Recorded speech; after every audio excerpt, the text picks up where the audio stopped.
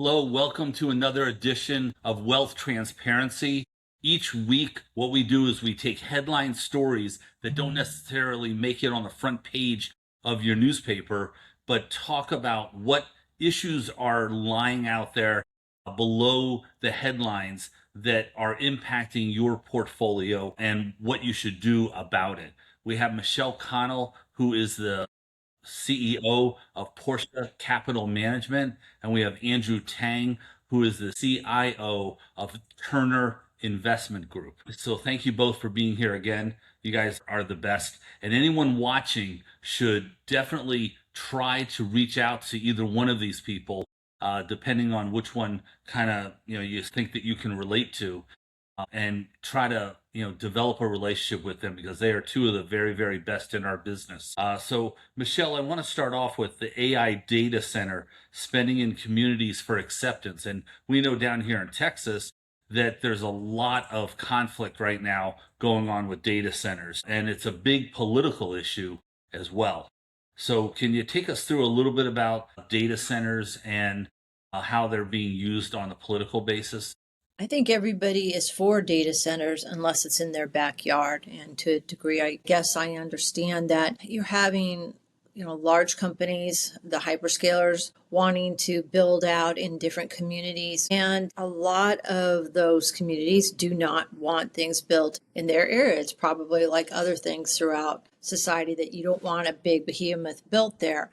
So that being said, and also the costs associated with it in terms of, increased electricity if you lived in an area, also problems potentially with water. In Texas, you're seeing that constantly being referenced in commercials for the midterms, and you do reading, and that seems to be, it's going to be one of the top issues. And I think it's because of the costs, the nuisance, and not wanting that in your particular area. On the other side of that, some of these hyperscalers are paying to go into communities and also trying to woo them. I heard somewhere in Minnesota, can't remember if it was Amazon or Meta, it doesn't matter. One of them was having like parties and bringing people in on the weekends and trying to get them to change their minds. I don't think it's going to happen. But how does that all impact investing? If things do slow down because of the pushback, it could mean that some of the stocks that have benefited don't do as well, because it means that you won't have as many semiconductors bought. You won't have as many Dell towers being bought. And everything that goes into building a data center, maybe we'll need less of that. And the AI build out won't be as big. It bears watching. So how long does it take to build a data center? Andrew, Yeah, ask you. data center can take anywhere from, let's say, 1 to 5 years, okay, depending on the size and depending on the complexity. However, permitting and requesting for approval to build a data center will take you anywhere from 2 to 7 years. So 2 to 7 years to get approval. If you're lucky, you get 2 years. If you bribe enough politicians and if you donate enough and give to the community, maybe you'll be first on the list. And then after 2 years of review and approval with the engineering team and so on and so forth, provided that you will provide your own power, then it'll take again from 1 to 5 years, to build your data centers. From if you have an existing building, it'll be faster, and then the plumbing and and all that jazz. And so, yeah, it is time consuming, and you got to have the chips also. Right now, the demand for chips, for the high-end chips, is anywhere from 10 to 12 to 1, meaning for every high-end chip, there's at least 10 buyers waiting. So that's where we are right now. So that's the bottleneck. And then another bottleneck is memory. So when you put that all together, we are having some type of issues. But I think this whole thing about data centers is bad for the neighborhood and this and that is overblown, especially when it comes to electricity. Because again, I don't think anybody in their right mind will just say, well, we're going to tap into the grid, we're going to wait online. No, they're going to figure this out, okay? The path to least resistance is there. They're going to bring their own power. They will work it out. So power is not an issue, but they get the blame because the grid is old anyway. So that's my 2 cents on that. Yeah, and Michelle, we have an issue here because we have our own grid. I think we're the only state that has We its are. own grid.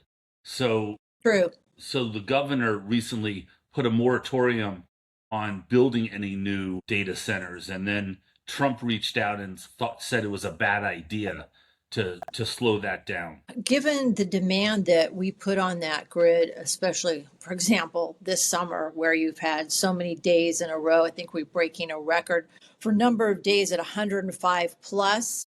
We have 5 more in front of us. I think we need to focus on being able to supply residents and all the new people that are moving in here too. I mean, I'm technology focused, obviously, but you have to make sure that what we have right now covers the responsibilities of the population. So for once, I may actually think that the governor did something that was right. Well, I'm going to bridge that over to China, but China has a real problem economically. It has a domestic demand problem that exports are masking. China's July numbers were surprisingly weak. Retail sales rose only 0.6 year over year. Industrial production slowed to 4.5%, and fixed asset investment fell 6.7 during the first 7 months. So I've been to China a couple times, and I have no idea how they collect their data. You would say, well, it's just like they collect it in the United States. And it seems so crazy over there.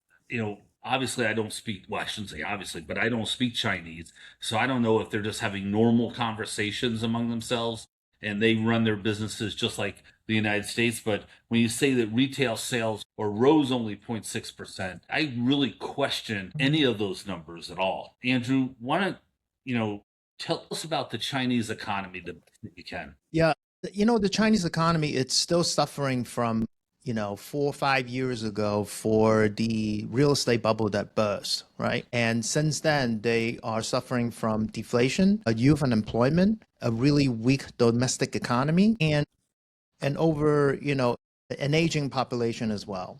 And so you have a second, largest economy having all kinds of problems from multiple fronts. And the most important thing is that, yes, they can manufacture a lot of goods, but they don't have enough local consumption. And so therefore, they have nothing, they really don't have any cards but to export.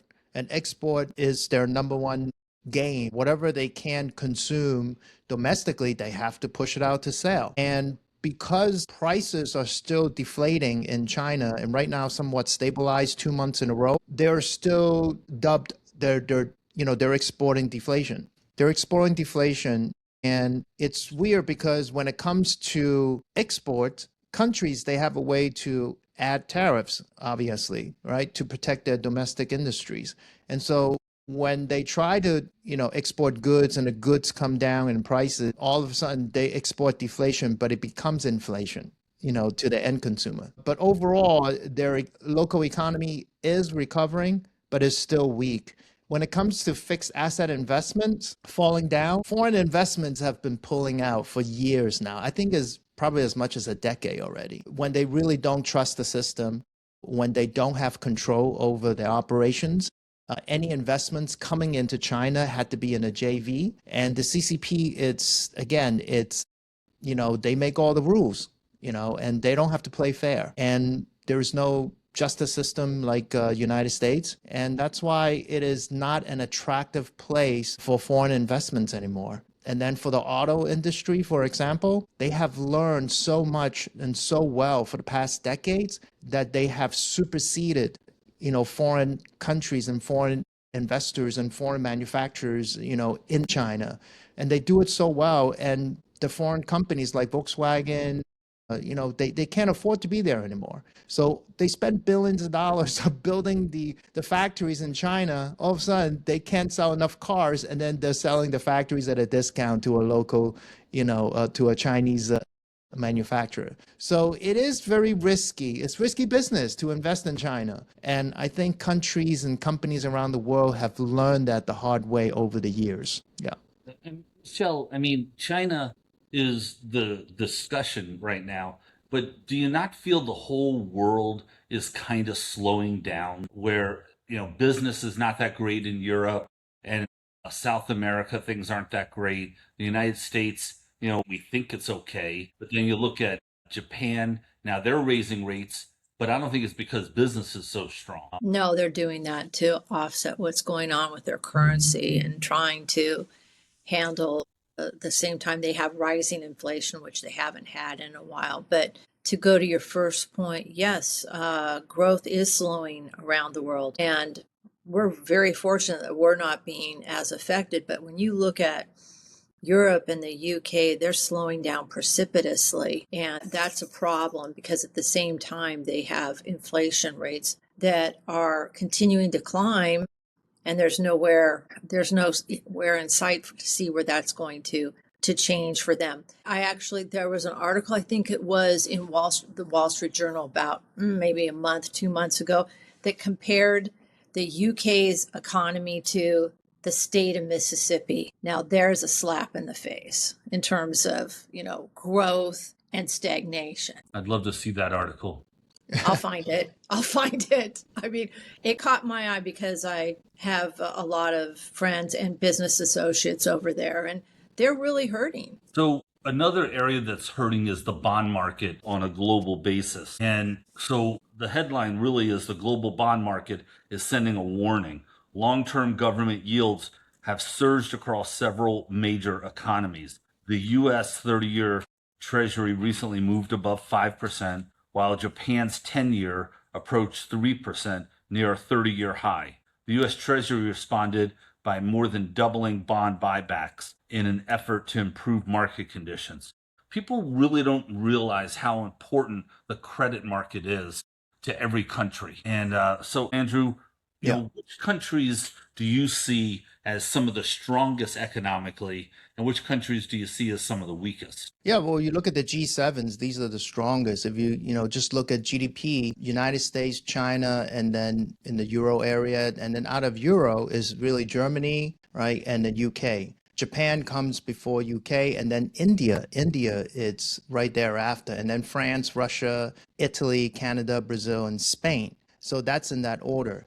Now, the weakest, we can, go into, I'm scrolling down. Well, Bermuda is the weakest, supposedly. But they're a tiny country like the Marshall Islands and Antigua, those are very small countries. And, they do, they really do tourists, that's really the main GDP. But the rise in yield has been catching a lot of attention lately is because it hasn't reached these levels for a long time.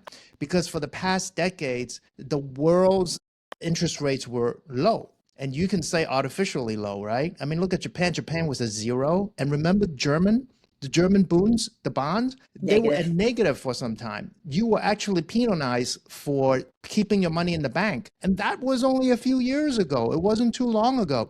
So we just came out of decades of low interest rate environment, okay? And now we have this boom that we're meeting. And I have to refer back to this innovation boom with multiple innovation platform converging. And all of a sudden, we have a reason to spend money. That's very important. You need to understand that. So what does that mean? It means households and corporations, now we have a reason to spend money. Well, households, we need to update. We need to upgrade our laptops and get new phones or whatever. Inflation, domestic standard of living, we'll basically answer the household why we have to spend money. But corporations, we have a reason to spend money, starts with the hyperscalers because now we have AI infrastructure build out. We also have robotics. We want to upgrade our equipment. We want to, put upgrade to the grid. We want to do automation. We want to invest in, tech stack. Every company needs to basically catch up and spend. And now we have a good reason to spend. And AI is a great reason because we are still in the beginning stages of what it can do. Okay. So soon down the road, AI agents is not going to be so clunky and troublesome to work with like Claude right now.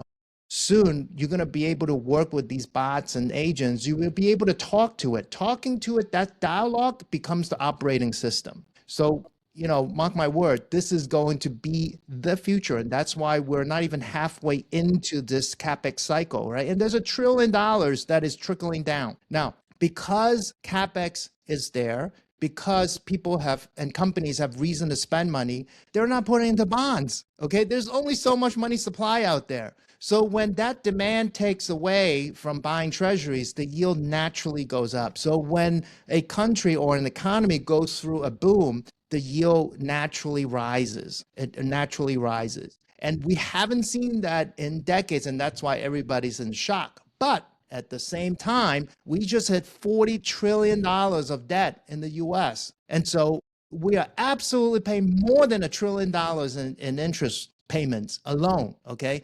That is similar to what we spend on defense. Okay. Very similar, just a tiny bit more on defense. Now, this is not going to go away unless we figure out how to reduce government spending consistently. How many times, come on, Ed, Michelle, how many times we keep hearing that, oh, this is the deficit. Outside of the Clinton years, I haven't heard any administrations that are able to balance the budget, So when that's the case, yes, we can grow out of the problem by receiving additional tax receipts. Sure, we can do that.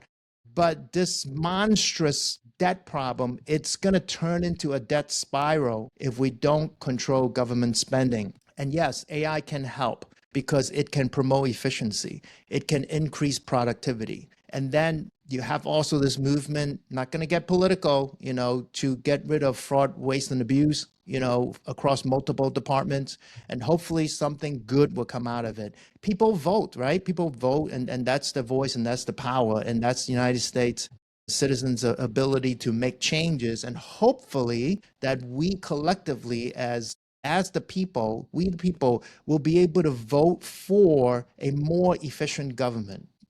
But we're not the lawmakers here. The lawmakers are always there to protect themselves. So there we are. That was a lot and very, very well received. So, Michelle, I don't know how you follow that, but at the same time, what countries do you see, not from the size of them, but which countries do you see their debt being attractive? I really don't do a lot in foreign debt, but I know that some emerging countries bear looking at right now. I've heard that over and over from people that's all they do is fixed income. So if you look at a country that has strong GDP and doesn't have an over the top ballooning deficit, I would think that it looks interesting. And the countries that have growth and that have the younger populations, I would look for those factors. And a government that leans towards democracy, if possible. So Britain leads towards democracy, and its inflation jumped from 2.6 to 2.9, largely because of higher energy costs. The inflation around the globe is, just destroying countries. Besides Iran having 186% inflation, which is a number that we hear a lot. And Japan, they raised their interest rates, but that was, as Michelle said earlier, was to protect their currency. But where do you guys see the inflation being worse around the world? Yeah, I'll take this one. I think inflation, it's going to come in on a surprise to the downside. Hear me out, okay? The rise in yield and the slower consumption, or you can say the rise in yield plus the poor consumer sentiment, it's really the result of the continuous conflict with the US and Iran, and as well as the rise in AI and the uncertainty of AI, what it will do to the job market, for example. And I said before that the labor market right now is in transition where, versus replacement. But nevertheless, people are scared and they're spending less money. That's the truth. When it comes to inflation, now, for example, take a look at oil, right? June and July CPI numbers, we see a nice retraction. Okay, that's deflation from the energy category altogether. Now, if I'm looking at this at a continuous conflict, I would expect oil to be trading at $100 in the futures, right? But it's not. Right now, September futures is trading at $88. So longer term speaking, about 5 years out, people are expecting inflation still to be tamed. And one of the biggest reasons is why is really the rise in technology and innovation. I think I sound like a broken record. I keep talking about this. Michelle, you're a tech analyst. Technology is your forte. What is the mission statement for technology? Is to do more with less, right? Right. is to Right. do more with less. Exactly. So if Exactly. we have years, if not decades, of this push, of this mission statement behind the scenes, working its way to the front, now it's hitting multiple channels. It's hitting the way we conduct work at the companies, how we change our processes, and how we are becoming more efficient when it comes to daily operations, how we capture resources, how we process things. So, as technology help us to get to the higher grounds, to achieve higher levels of productivity, it's deflationary. It's deflationary. And the longer that we have this conflict and the longer that oil prices stay high, it also becomes a creative destruction situation where people will find alternative ways to solve the problem. Again, I go back to COVID. COVID taught us a very valuable lesson. It's never overly depend on one supplier. You have to have many routes of sourcing, right? Just like, for us to go shopping, we have the technology in our hand now. If Amazon doesn't have it, we immediately check Walmart. Walmart doesn't have it, we go to Target. Then we go to, Wayfair or whatever it is. So we have multiple sources and everybody delivers it very fast. And so, consumers have the ability and have the technology to find different ways to solve a problem. And alternative energy, it is so quiet right now because the administration doesn't want to promote it. But behind the scenes, for example, India just became the third global largest electricity generator. Who knew? It's India. Okay, so alternative fuel, solar, not so much wind. Wind proved to be a very, very, troublesome mechanics behind it. But solar, it's really the way to go. And so we see all these things happening all at once, even though it feels horrible. But I truly believe that we're not going to see a huge amount of inflation. And therefore, it will lead to, I really don't think this year that the Fed will raise rates. Mark my word. That being said, I'm going to interject with one fact that I heard from, I think I don't know her position, pretty high up in ADP. She's always on Bloomberg. And she was talking today that they had done a study internally and they found that the average American, their wages have gone up 3% and prices on average have gone up 7%. Now that explains what's going on with like Walmart reporting today with weaker sales. People just have less to spend. So I agree with you, Andrew, that over time with technology and innovation, yes, that productivity will help dampen prices and bring down a lot. But in the meantime, you have a lot of people that, it's really hard for them. They have less in their wallet. And we are fortunate here in this country. We're not hit as hard as other countries like UK and EU, but that statistic stood in my head today. And she also had some other statistics regarding, costs versus wages since COVID for the average family. And it's not good. Another statistic that might stick with you, and that is that for the first 17 months of Biden's administration, prices were up 13.8%. The first 17 months of Trump's second, prices are up 5.1%. But the media is out there trying to frame that Trump is the reason for affordability crisis, and that's just not true. But they're trying to pinpoint it onto him.